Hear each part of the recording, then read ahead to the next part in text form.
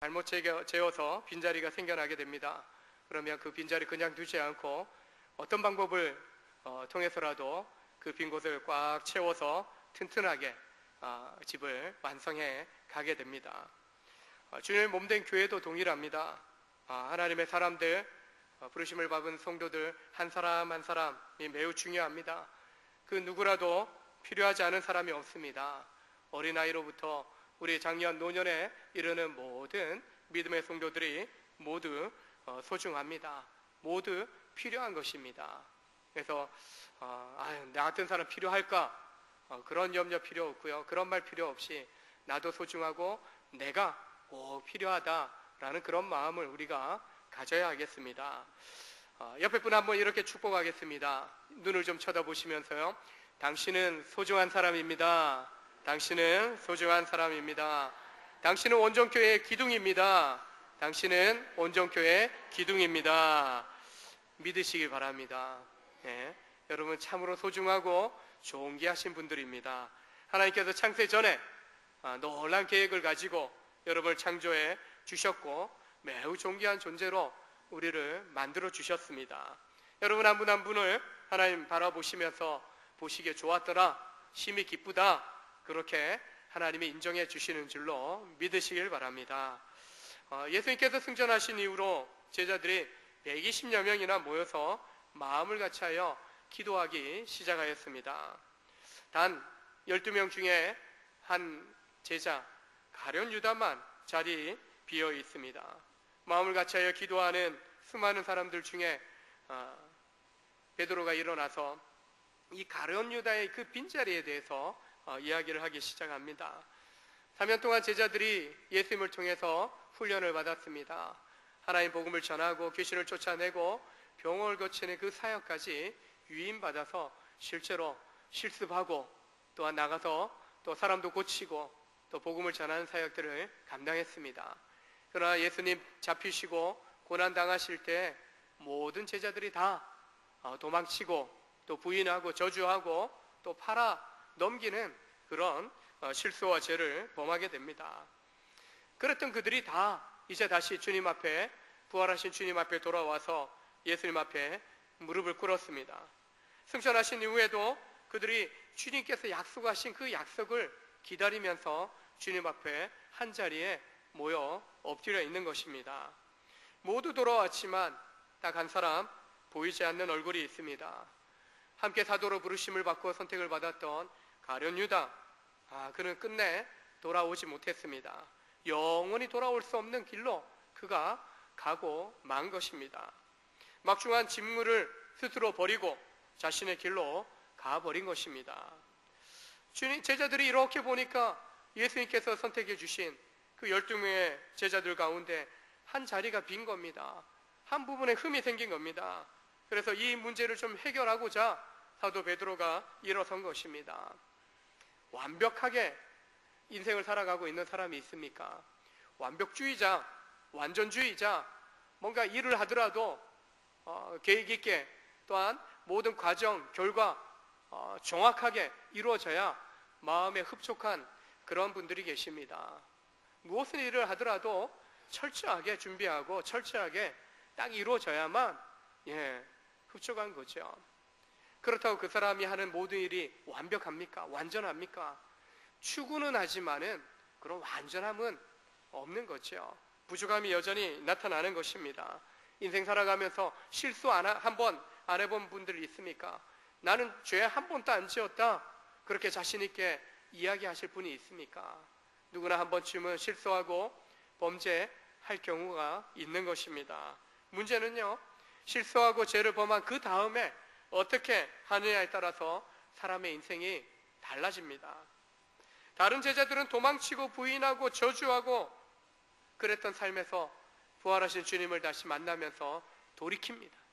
다시 주님 앞으로 돌아와서 주님 앞에 엎드린 것입니다. 그러나 가룟 유다는 배신하고 예수님 팔아넘기고 또한 죄책감에 사로잡혀서 돌이킬 수 있었지만 그가 돌이키지 않고 파멸의 길로 가버리고 만 것입니다.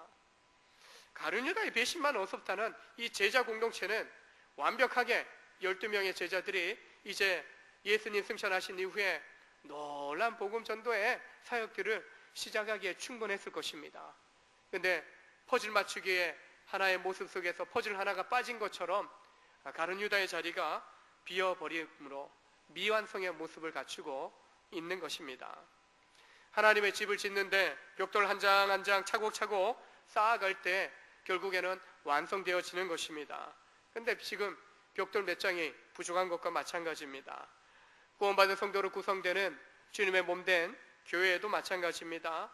교회를 구성하는 성도들을 하나의 벽돌로 본다면 우리 한 사람 한 사람을 통해서 차곡차곡 주님의 몸된 교회가 세워지는 것입니다. 이 땅에서 완성되기보다 주님 나라, 주님 재림에 오실 때 완전하게 이루어지게 되어지는 것입니다.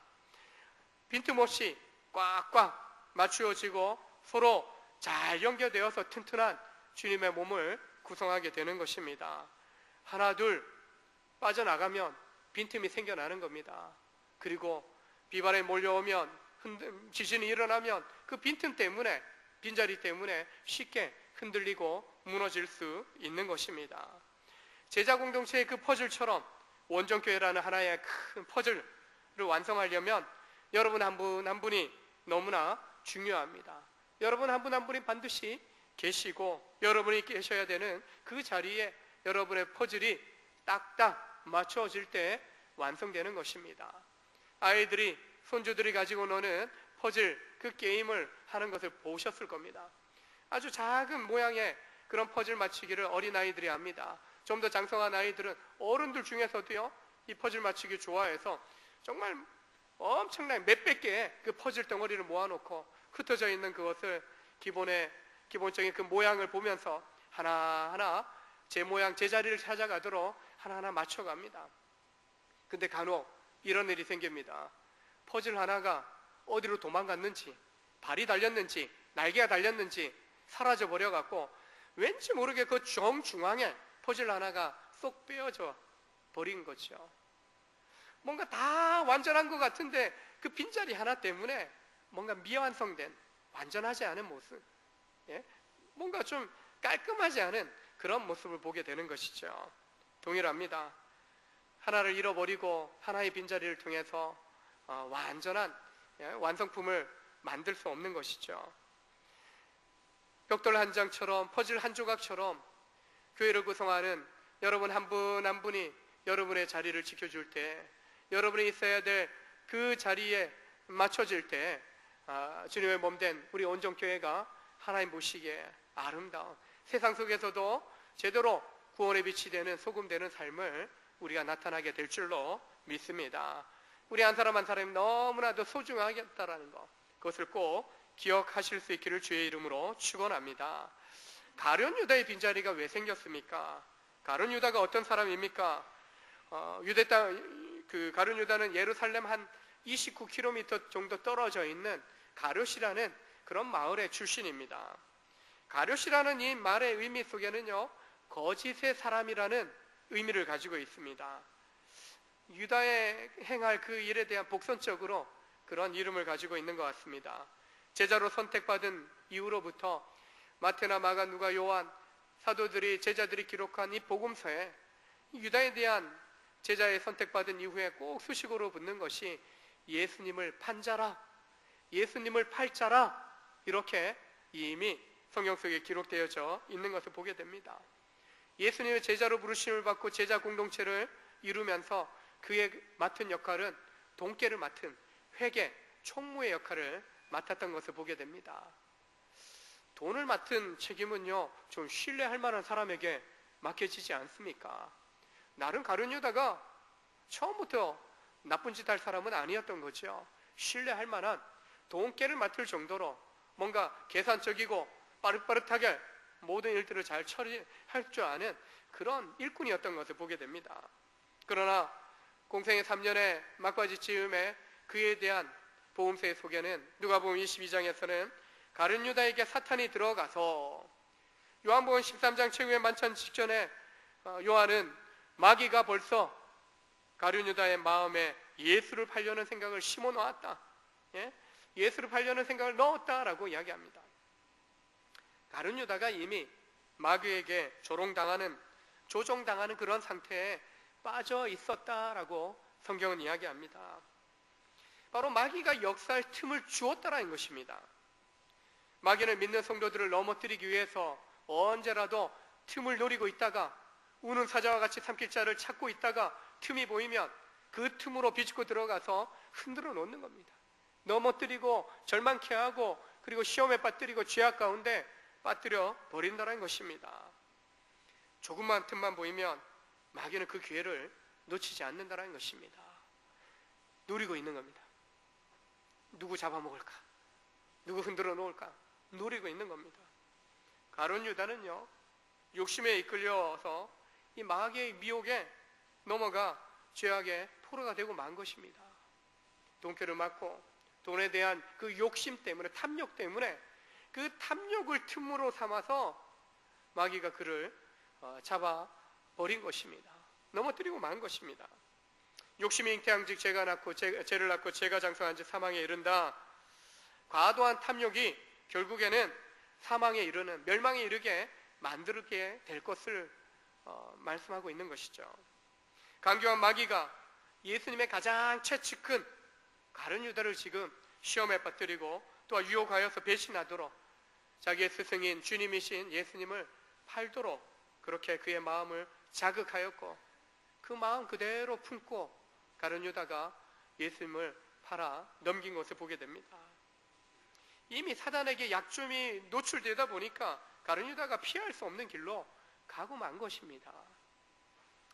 그는 돈을 사랑하는 사람이었습니다. 마리아가 향유 옥합을 깨뜨려서 예수님 발에 붓고 그녀의 머리털로 그 발을 닦을 때 가룟 유다가 이야기합니다. 그거 팔아서 300데나리온에 팔아갖고 그 돈을 가난한 사람들을 위해서 쓰면 얼마나 좋겠나. 그걸 허비하더니 예수님의 그것이 허비가 아니라 예수님의 죽으심을, 장사를 예비하는 예식이다라고 그의 핀잔 제자들의 불편한 그런 마음의 고백을 바꾸십니다. 근데 요한복음에서요, 요한은 이런 300데나리온에 팔아서 가난한 자들에게 주면 좋았을 법한데 이 이야기를 하는 가룟 유다에 대해서 이렇게 이야기합니다.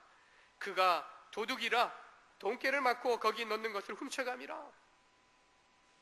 가룟 유다가 정말 탐욕적인 사람이었음을 이야기합니다. 300데나리온 물건을 보자마자 바로 계산이 나오는 거예요. 아까운 거, 저건 나한테 맡겨서 팔아서 300데나리온 들어오면은 내가 좀 챙길 수 있었을 텐데. 주님을 따라가면서 그가 뭔가 이렇게 좀 사역적인 지원하는 그런 물품들이 들어오고 돈이 들어올 때 그걸 자꾸 뒤로 챙기는 그런 일을 했던 것을 보게 됩니다. 돈깨를 맡고 있지만 거기 넣는 것을 훔쳐가는 사람이었다. 사도 요한이 그렇게 그에 대해서 평가를 하고 있는 것입니다. 돈을 사랑함이 일만하게 뿌리니 이것을 탐내는 자들은 미혹을 받아 믿음에서 떠나 근심으로 자기를 찔렀도다. 디모데에게 바울이 권면합니다. 이런 것에서 떠나라. 돈이 우리가 인생 살아가는데 필요합니다. 중요하기도 합니다. 그러나 그 돈을 사랑하지 말라라고 이야기합니다. 의지하지 말라라고 이야기합니다. 너무 깊이 빠져들지 말라라고 이야기합니다. 돈이 내 인생을 주관하고 조종하도록 만들지 말라는 것입니다. 산상수훈의 말씀에서 예수님은 두 주인, 재물과 하나님을, 하나님과 재물을 겸하여 섬길 수 없다. 둘 중 하나를 선택해야 된다. 먼저 주의 나라, 주의 의를 구하라. 이 땅에서 필요한 삶에 대한 모든 필요는 하나님께서 반드시 채워주실 거다, 더하여 주실 거다라고 분명히 약속해 주셨습니다. 돈에 대한 사랑함이 가룟 유다를 탐욕에 빠뜨리고 그리고 죄악의 마귀의 유혹에 완전히 넘어가게 만든 것입니다.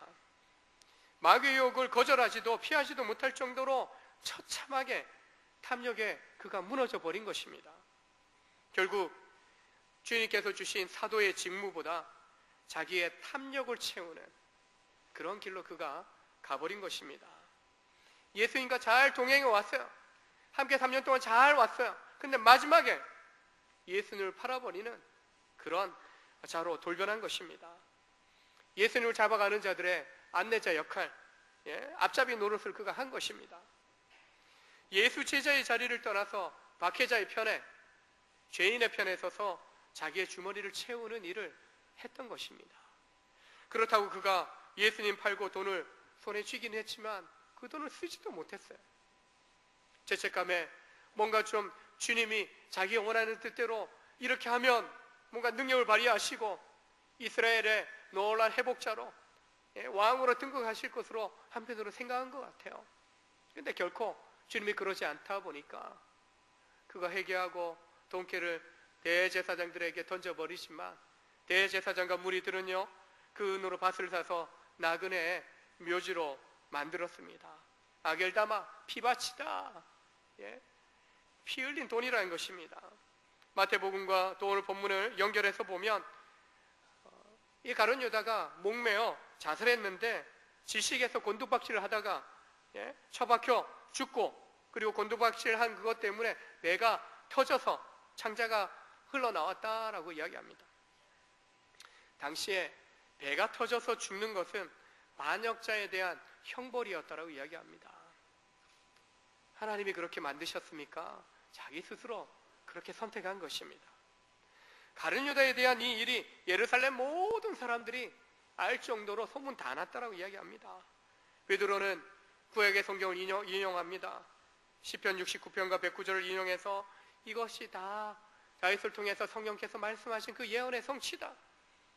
그가 그 직무를 버리고 제갓길로 갔지만은 이제 다른 사람에게 그 직분을 주셔야 된다, 주실 것이다 라고 그 예언의 말씀을 하면서 이제 가룟 유다의 그 빈자리, 그 자리를 채워야 함을 제자들에게 이야기를 하고 있는 것을 보게 됩니다. 주님을 반역하고 팔아넘긴 가룟 유다는 실패자였습니다.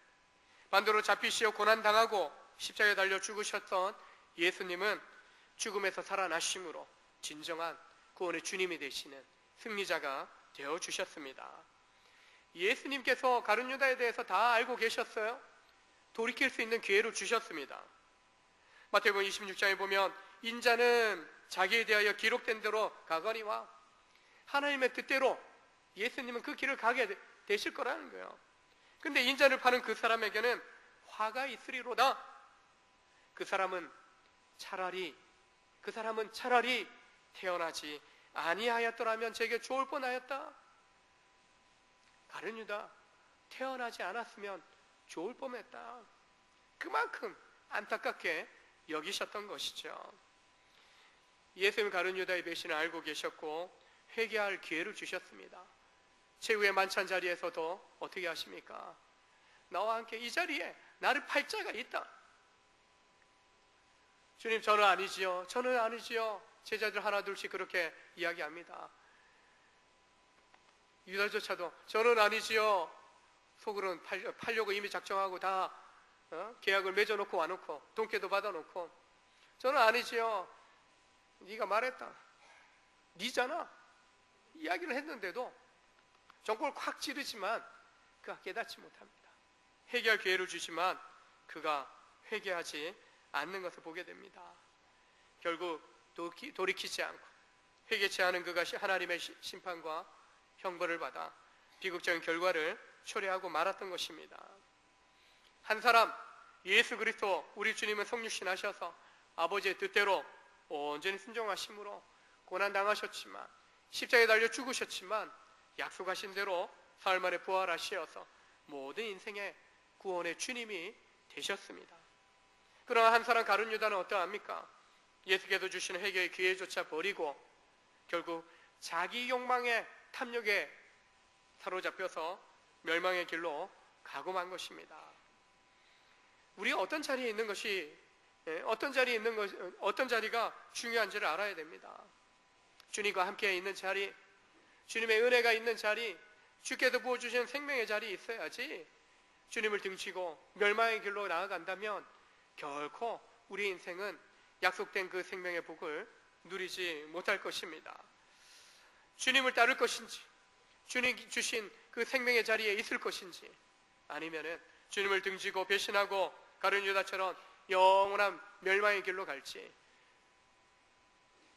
믿음의 인생길을 가는 동안에 순간순간 우리에게 그런 선택의 기회들이 주어집니다. 물론 지금은 가룟 유다처럼, 제자들처럼 다 구원의 약속을 믿음으로 받아들였습니다.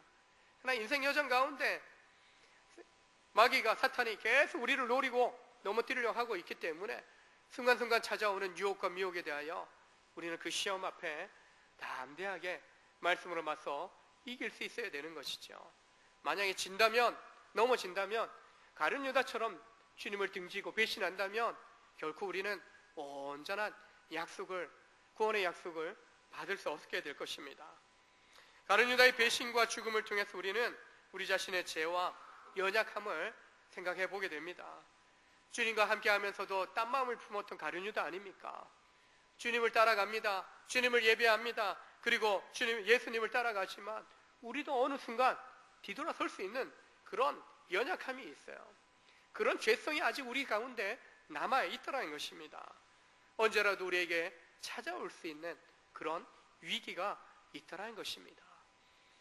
우리로 하여금 공동체에 속하고 또 믿음의 사람들과 함께 하게 하시는 것은 바로 함께 서로 그런 위기를 이겨낼 수 있도록 서로 책임지고 서로 도와주라는 것입니다. 날마다 함께 우리가 하나님 앞에 나아가서 그런 위기로부터, 대적마귀로부터 우리를 지켜낼 수 있도록 함께 기도하며 말씀 앞에서 깨어있는 그런 삶을 살도록 인도하시는 것을 보게 됩니다.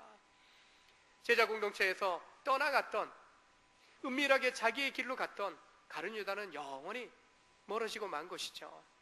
그러나 부인하고 도망하고 저주했던 제자들을 이래 할지라도 다시 회개하고 돌아왔을 때에는 다시 하나님께서 주시는 그 기회 안에서 하나님 주신 사명을 또한 그 자리를 지켜가면서 잘 감당했던 것을 보게 됩니다. 사랑하는 여러분, 우리에게 주어진 그 복된 자리, 복된 직무 온전히 감당할 수 있기를 원합니다. 주님께서 주신 그 생명의 자리 떠나지 아니하고 그 자리를 온전히 끝까지 지킬 수 있는 여러분 되시길 주의 이름으로 축원합니다. 한 사람의 배신, 타락이 있다고 공동체가 완전히 무너지지는 않습니다. 벽돌 한 장 빠져 있다고 단번에 다 무너지지는 않습니다. 그 빈자리를 채우심으로 건강하게 하나님의 교회를 세워가십니다. 이스라엘 백성을 구약에서 이제 구원의 그런 약속들을 이루어 가시는 통로로 쓰셨다면 신약에 와서는 예수님 오신 이후로 제자들을 통하여, 교회를 통하여 하나님 나라를 이루어 가십니다. 사람이 이루어가는 공동체이기에 완벽할 수는 없습니다. 부족함도 있습니다. 그래서 하나님을 바라봐야 되고 함께 하나님 앞에 날마다 우리가 나아가고 엎드려 하는 것입니다. 결코 우리 자신이 하나님의 교회에, 주님의 몸된 교회에 주인 행세해서는 안 될 것입니다. 주님의 교회예요. 주님의 소유된 백성이라는 사실을 우리가 늘 기억해야만 하는 것입니다. 베드로와 제자들이 이 사도의 빈자리를 채우기 위해서, 그리고 채우고 예수님께서 하셨던 그 일을 계속해서 그들이 이어가고자 하는 것입니다. 12지파를 통한 이스라엘을 이루어 오셨다면 이제 12제자를 통해서 새로운 이스라엘을 세워가고자 하는, 영적 이스라엘을 회복시켜 가고자 하는 하나님의 놀라운 계획이 있는 것입니다. 그래서 12명의 제자가 온전히 세워져야 되는 것입니다. 그래서 가룟 유다를 통해서 비어진 그 자리를 채우기 위해서 베드로는 제자들의 이야기합니다. 새롭게 세워질 그 사도의 직무를 감당할 사람에 대한 자격을 이야기합니다. 그리고 그가 우리와 동일한 책임을, 임무를 감당해야 된다라고 이야기합니다. 자격은 예수님 공생의 초기부터 예수님의 죽으심과 부활, 승천까지 경험했던 제자 공동체, 특별히 성경은 70인의 제자들 중에서 사람을 택하고자 했던 것을 보게 됩니다. 그는 다른 제자들과 더불어, 사도들과 더불어 예수님의 부활하심을 증거하는 그 일들을 감당해야 한다라고 이야기합니다. 그래서 사도들과 제자들이 이 사도의 자격에 부합한 사람으로 두 사람을 추천합니다. 요셉, 히브리식 이름은 요셉인데 라틴식으로는 유스도, 의로운 자라는 이름을 가진 사람입니다. 바사바, 안식일의 아들이라는 이름 뜻을 가진 별명을 가지고 있는 요셉이라는 사람을 추천합니다. 이 다양한 별명, 이름을 가지고 있는 거 봐서는 뭔가 좀 제자 공동체 가운데에서 사도는 아니었지만 뭔가 영향력 있는 요셉이었던 것을 보게 됩니다. 또 한 사람은 마띠아라는 사람입니다. 하나님의 선물, 여호와의 선물이라는 이름 뜻을 가진 사람입니다. 요셉과 마띠아 두 사람이 추천받아서 이제 사도의 직무에 누가 적합한지 하나님 앞에 간절히 마음을 모아서 제자들이 기도하기 시작합니다. 사람의 마음을 아시는 주여, 이 두 사람 중에 누가 주님께 택하신 바 되어 봉사와 사도의 직무를 대신할 자인지 우리에게 보여주십시오. 사람들이 두 사람을 추천해 놓았지만 정말 하나님께서 택하신 자가 누구입니까? 사람의 마음, 우리는 겉모습 보고 겉으로 나타나는 행동밖에 볼 수 없지만 사람의 마음의 중심을 아시는 주님, 무엇보다도 하나님의 뜻이 어디에 있습니까? 하나님의 뜻을 나타내 보이시옵소서라고 기도합니다. 하나님의 뜻을 구합니다. 우리가 뭔가 하나하나 작정하고 하나하나 제비 뽑아 가려고 하긴 하지만 잠언의 16장의 말씀처럼 제비는 사람이 뽑으나 그 모든 일을 작정하기는 여호와께 있다. 우리가 뭔가 결정하고 선택하는 것 같지만 오늘 제자들이 보여주는 것처럼 하나님의 뜻이 어디에 있습니까? 하나님 누구를 선택하셨습니까? 그것을 우리에게 보여주십시오. 공동체를 세우며 가정을 세우며 믿음의 인생 여정을 가는 동안에 날마다 우리는 하나님 앞에 이런 믿음의 자세로 기도해야 하는 것입니다. 선한 목자 되신 주님이여, 내 앞길에 하나님께서 인도자 되어 주십시오. 하나님이 내 앞에 어떤 길들이 펼쳐질지 우리는 알 수 없지만 주님 아시지요. 보이시옵소서, 나타내시옵소서, 깨닫게 하시고 올바른 선택, 올바른 결정을 해나갈 수 있도록 우리 가운데 역사해 주십시오. 이런 간절한 믿음의 기도로 나아갈 때 분명한 하나님의 뜻을 반드시 우리에게 나타내 주실 줄로 믿습니다. 마음을 모아 기도한 제자들이요, 하나님의 뜻을 알기 위한 방법으로 제비뽑기를 시행합니다. 이 방법은 구약시대부터 내려오던 방법이었습니다. 두 사람의 이름을 적은 표식을 그릇에 집어넣고 세게 흔들어서 먼저 튀어나온 사람의 이름에 적힌 이름을 가진 사람이 선출되는 방법입니다. 기도한 이후에 그들이 요셉과 마띠아의 이름을 그릇에 넣고 흔들기 시작합니다. 그때 툭 튀어나온 이름이 바로 마띠아였습니다. 두 사람을 추천했고 하나님께 기도한 뒤에 제비 뽑아 마띠아를 이제 사도로 뽑은 것입니다. 하나님께서 마띠아를 사도로 결정해 주심으로 이제 다시 가룟 유다의 빈자리가 채워짐으로 12사도가 회복된 것입니다. 이스라엘 12지파를 상징하기 때문에 이 12제자가 세워짐으로 이제 새롭게 출범하는 교회 가운데 제자 공동체를 통해서 하나님의 온전한 구원의 역사가, 하나님 나라의 역사가 이제 이루어지게 됨을 보여주는 것입니다. 하나님께서 우리를 창조하시고 믿음으로 새 사람 되게 하심으로 생명을 선물로 주셨습니다. 새롭게 출발하는 새로운 공동체, 제자 공동체, 초대교회를 위한 하나님의 선물을 주고 계십니다. 가룟 유다, 가룟은 거짓의 사람이라 했습니다. 거짓의 사람 가룟 유다는 자기가 선택한 탐욕으로 인해서 멸망당하였습니다.